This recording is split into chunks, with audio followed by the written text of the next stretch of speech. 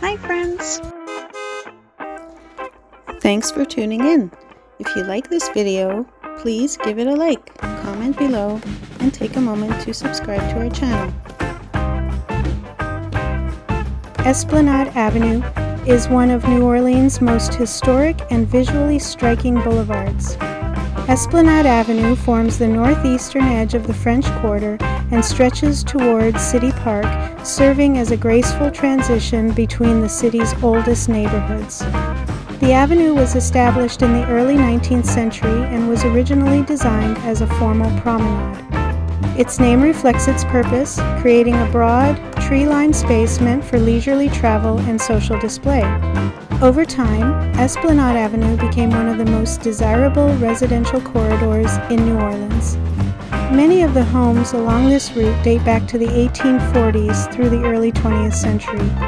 The architecture reflects the city's cultural blend with Creole townhouses, Greek Revival residences, and elaborate Victorian-era mansions.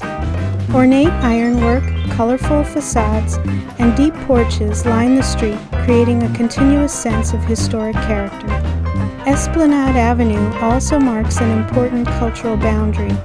On one side lies the French Quarter, with its colonial roots and dense urban layout.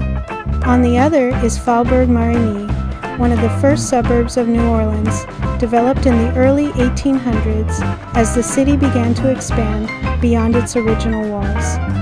This area became known for its vibrant music scene and strong Creole heritage.